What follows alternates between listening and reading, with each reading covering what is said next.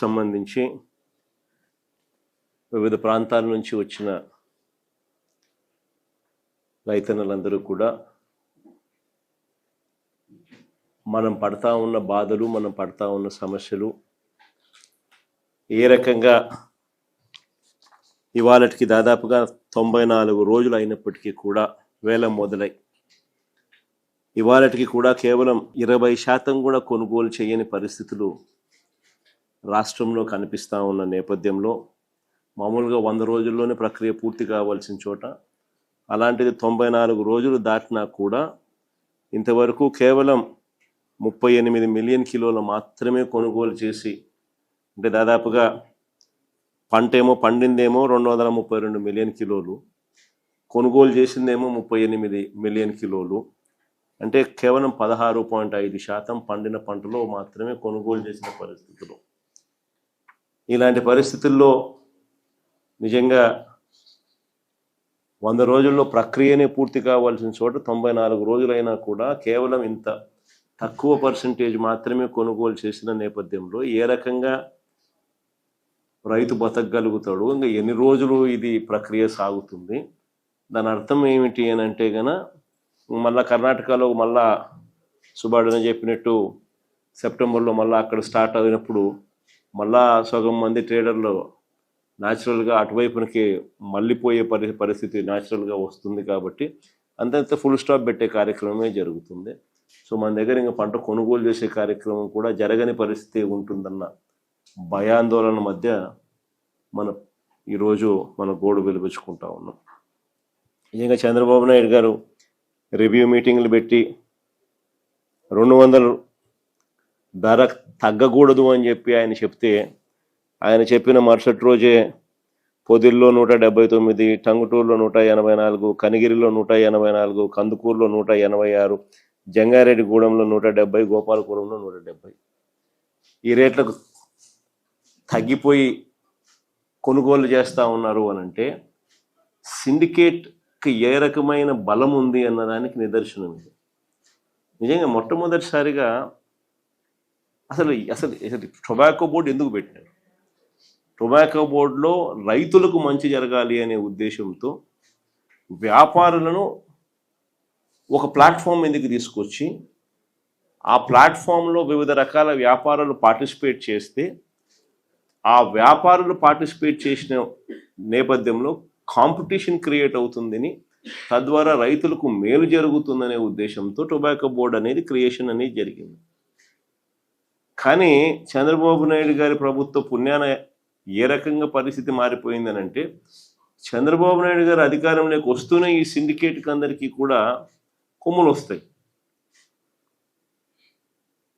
Syndicate మొత్తం ఏకమయ్యి చంద్రబాబు నాయుడు చెప్పేది మాత్రం చెప్తా ఉంటాడు, మనం చేసేది మనం చేస్తూ ఉంటాం అనే ధైర్యము ఈ పంటే కాదు, ఆక్వా పంటకైనా అంతే, ఈ పంటకైనా అంతే, ఏ పంట అయినా అంతే. దళారీల వ్యవస్థనే నడుస్తూ ఉంది. వెంటనే ధరలు పతనమైపోయి చివరికి ఈ రకమైన దారుణమైన రేట్లకు పడిపోయిన పరిస్థితులు కనిపిస్తూ ఉంది. చివరికి ఇంకా రైతులు ఇంకా ఏదో ఒక రేటు కొనుక్కోండి నాయన, మేము మమ్మల్ని బతికించండి స్వామి అనే పరిస్థితిలోకి రైతులు తెగ అమ్ముకునే పరిస్థితిలోకి వ్యవసాయం అంతా కూడా దిగజారిపోతా ఉన్న పరిస్థితులే కనిపిస్తూ ఉంది. ఇటువంటి పరిస్థితి రాకూడదు అనే ఉద్దేశంతోనే, ఇటువంటి పరిస్థితి ఉంది అనే ఉద్దేశంతోనే గతంలో మనం వచ్చినప్పుడు మార్క్ఫెడ్ను కూడా కాంపిటీషన్ మొట్టమొదటిసారిగా రాష్ట్రంలో ఎప్పుడు జరగని విధంగా మార్క్ఫెడ్ను ప్లాట్ఫామ్ మీదకి దింపినాం.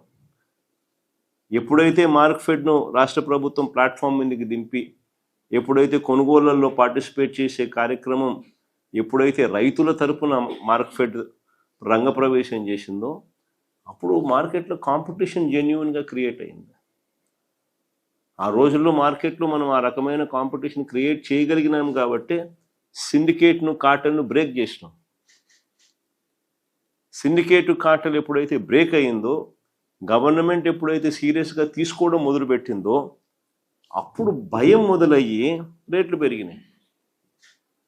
అసలు ఈరోజు చంద్రబాబు నాయుడు చెప్పిన తర్వాత కూడా రేట్లు ఇంత దారుణంగా పడిపోయిన తర్వాత కూడా పరిస్థితి ఏమిటి అని అంటే, 94 రోజులు అయిపోయినా కూడా కొనుగోలు చేసింది కేవలం పండిన పంటలో 16.5% మాత్రమే పంట కొనుగోలు చేసిన పరిస్థితులు ఒకవైపున ఉంటే, మరోవైపున పరిస్థితులు నో బిడ్లు, లో బిడ్స్, భారీగా బేలు రిజెక్ట్ చేయడము ఇవన్నీ కూడా కనిపిస్తూ ఉన్నా కూడా ఇంతవరకు చంద్రబాబు నాయుడు గారి ప్రభుత్వము ఈ కంపెనీలు ఏదైతే ప్లాట్ఫామ్ మీదకి వచ్చి ఆక్షన్లో పార్టిసిపేట్ చేస్తూ ఉన్నారో వీళ్ళు మాట వినకపోయినా కూడా వీళ్ళ మీద ఎన్ని కేసులు పెట్టినారు?